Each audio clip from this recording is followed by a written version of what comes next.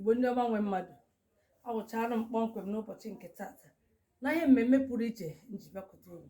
Kedu ihe a na-ekwu maka ya? Enwere ihe oriri pụrụ iche na-ekpo ezigbo ọkụ n'ala Igbo, emewe a ga-ahụ ya agaghị eme. A chọrọ ikwu maka ya ọtụtụ ihe eji eme ya. Ihe a na-ekwu okwu ya bụ ụkpaka. Ndị oyibo na-asị ya akpa ya oil bean. Nke a ọkwa ụkpaka nke ebere ebe, nwetara ebe ewetara ya n'ogbe were bie ya n'otu esi eme ya. Mana nke a ga-eleba anyị gba ihe ụfọdụ ihe eji eri ụkpaka ahụ. Nnukwu ihe ama ama n'ala Igbo, a na-akpọ ya ụgba. Eji eme ọtụtụ ihe dị iche iche n'ala Igbo. Ebe ọbụla a na-eme ihe ịlụ nwaanyị, a ga-agwụrịrị ụgba ebe ahụ. Ụfọdụ na-eji abacha gwọọ ya, nke a bụ abacha.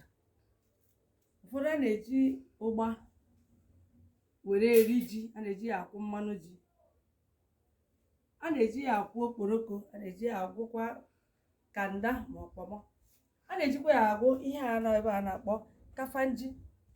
Ụfọdụ na-akpọ ya wanke, ụfọdụ na-akpọ ya akidi kịrịkịrị ma ọ bụ okpokoro kịrịkịrị pụrụ iche. Ọwụ ndị ọla ma anya ya emere mpaghara ndị na-eri ya. Ndị obodo anyị n'ide atọ South, anyị na-eri ya, eji emere ihe. Ihe ndị a na ebe a, nke a bụ alibọsa, ayabasị, onions, ose, nke a bụ n'ojiakwụ, nke a bụ ogiri. Ọ dị ezigbo mkpa na ihe ọbụla gbasara ala Igbo. Ịchọ ime ịhazi ihe na-atọ mee, ogiri ga-anọ ya, ejikwa ya esi ofe. Mechaa anyị ga-ekwu maka ya.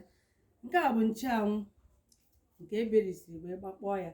Nke a bụkwa na ụtazi. Ebekwana ihe a gwara agwụ ebe a, ihe niile ihe ala Igbo ji esi ihe n'ebe a, ma ọzịza ma ehuru gwogwoti gwozu ọdụ ụzọ ihe 22 nọ n'ebe a agwụkwarịta. Mkpa ya dị nke a, ihe niile a nọkọtara ebe a ejiri agwọ ya. Nke a bụ nnu, onye ọbụla maara ihe wụ gịnị nnu. Nke a bụ mmanụ.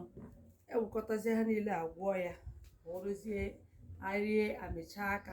Ọ na-adịkwu mma emecha ụdị ihe adịwo ya, eweta mmanya ngwọ were gịnị atarata ya, ewere mmanya wee gbatuo ya. Nke a mmanụ nri a na-akpọ red oil n'olu ndị iti. Ụnụ ma ihe ọ bụ ọfụma, na-esikwa na nkwụ wee gịnị amịpụta. Mana anyị ga-aga n'ihu agwọcha ihe ndị a, unu ga-ahụ otu anyị si gịnị were ya na-akpọtu onwe anyị. Ndị ọbụla ga-achọkwa ka e mere ha ụdị ihe a na-eme mmemme ọbụla ihe Igbo, ebe ọbụla ịgbakwa anyị ga-aza n'ịbịa haziere gị otu maọbụ ihe abụọ agwọrọ agwọ. Ụkpaka anyị na-ekwu okwu ya maọbụ ụgba, a na-eji ya esi ofe, a na-eji ya agwọ nkwobi isi anụ, a na-eji ya eme ọtụtụ ihe dị iche iche. Ụfọdụ na-asụ ya asụ were rie ihe ọbụla ị chọrọ iji ya mee. Ụfọdụ na-ata ya otu ahụ, ụfọdụ na-aṅa ya n'ọkụ mmiri wee taa ya. Otu ọbụla ichiche ime ya nọ, ị ga-emenwe ya. Ngwa unu ga-ahụzi mgbe anyị gwụchara ya, anyị nọkọ gịnị anyị na-eri ya. Ama m na unu ga-esoro nọnyere anyị. Unu apụkwala ka unu hụ otu o si adaba. Udo dịrị unu.